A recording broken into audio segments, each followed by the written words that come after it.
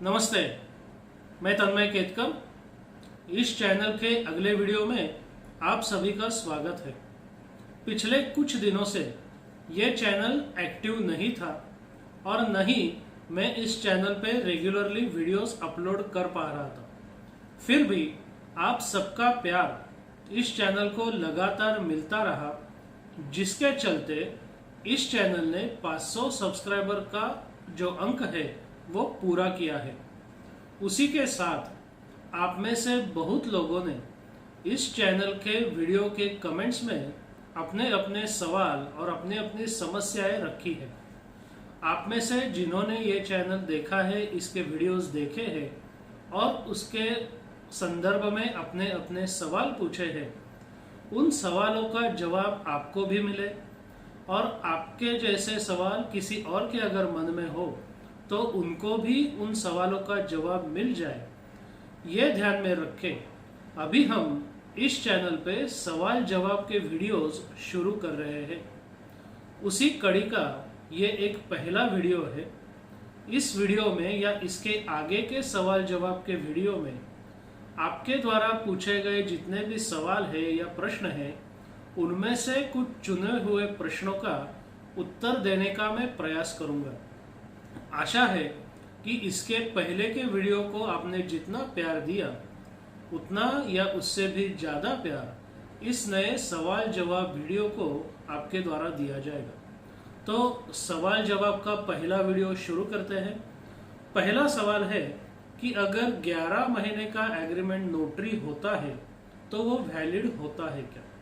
सबसे पहले एक बात हमको समझनी होगी कि कोई भी एग्रीमेंट वैलिडिटी अगर हमको देखनी है तो उसकी समय सीमा से कोई भी लेना देना नहीं है। एग्रीमेंट 11 दिन का हो, 11 महीने का हो या 11 साल का, इससे उसकी वैलिडिटी पे कोई भी फर्क नहीं पड़ता। एग्रीमेंट की वैलिडिटी कानून और विविध कानून की विविध धाराओं के अनुसार तय होती है, जिनमें मुख्यतः कॉन्ट्रैक्ट एक्ट और रजिस्ट्रेशन एक्ट और स्टैम्प एक्ट शामिल है।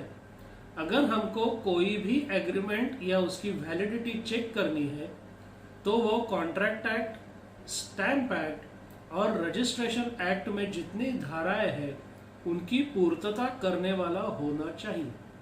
अगर इन तीनों कानूनों और उनकी प्रावधानों का हम विचार करें तो उनके हिसाब से कोई भी ऐसा एग्रीमेंट जिसमें 100 रुपए के मूल्य से अधिक का व्यवहार हो रहा है या 100 रुपए से ज़्यादा मूल्य का प्रॉपर्टी का व्यवहार हो रहा है, तो उस एग्रीमेंट का रजिस्टर करना अनिवार्य है।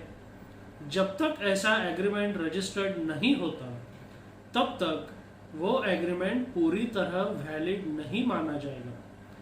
इससे उसकी समय सीमा का कोई भी लेना देना नहीं है। तो हम लोग ये ध्यान में रखें कि सिर्फ हमारा एग्रीमेंट 11 महीने का ही है या सिर्फ उसी वजह से हमको रजिस्ट्रेशन कराने से छूट नहीं मिल सकती। हमारा एग्रीमेंट का कालावधि या समय सीमा कोई भी हो, हमको रजिस्ट्रेशन करना बहुत ही ज़रूरी और अनिवार्य है। अगला सवाल है, एग्रीमेंट की रजिस्ट्री कहाँ पे होती है? एग्रीमेंट के रजिस्ट्रेशन के लिए सामान्यतः हर तालुके में रजिस्ट्रेशन का दफ्तर होता है जहाँ पे रजिस्ट्रार बैठता है।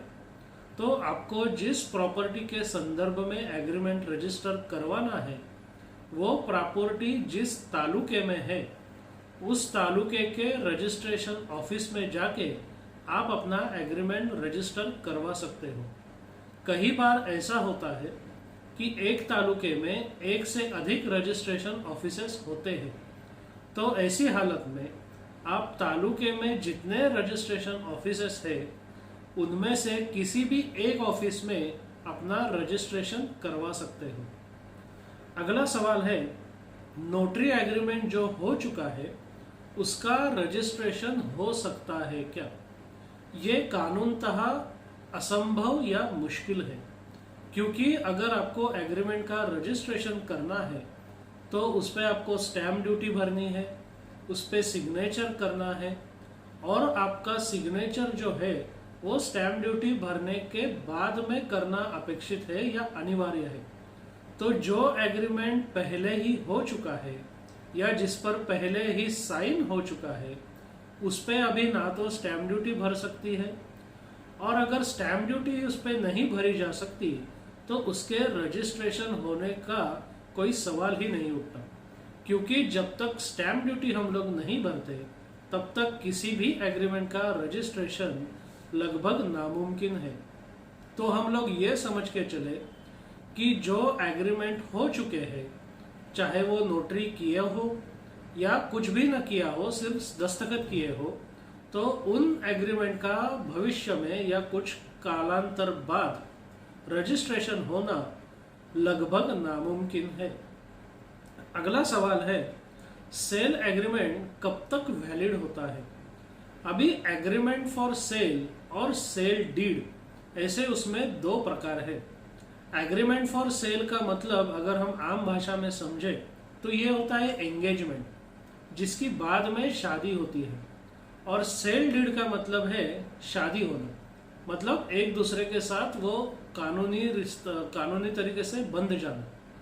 अगर एग्रीमेंट फॉर सेल है और उसमें कोई समय सीमा दी गई है जिसमें सेल डीड करवाना है, तो उस समय सीमा के खत्म होते ही वो एग्रीमेंट फॉर सेल अपने आप खत्म हो जाएगा या उसकी वैलिडिटी खत्म हो जाएगी। इसके उलट अगर हम सेल डीड की बात करें तो अगर आपका सेल डीड रजिस्टर्ड है, बाकी सारी कानूनी प्रावधानों की पूर्तता करता है, तो ऐसा सेल डीड जिस वक्त होता है उसी वक्त वो प्रॉपर्टी ट्रांसफर हो जाती है, और ऐसा सेल डीड जब तक अगला सेल डीड नहीं होता या ये सेल डीड कैंसिल नहीं होता या कोई कोर्ट उसे कैंसिल नहीं करता, तब तक वो सेल डीड और उसकी वैलिडिटी हमेशा के लिए चलती ही रहती है।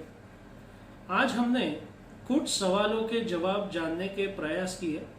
आपको यह वीडियो कैसा लगा ये ज़रूर बताइए, और अगर आपके कोई सवाल है तो आप अपने सवाल कमेंट्स में ज़रूर पूछिए। आपके द्वारा पूछे गए सवालों में से कुछ गिने चुने सवालों का जवाब ऐसे ही अगले वीडियो में देने का प्रयास मैं अवश्य करूँगा। धन्यवाद।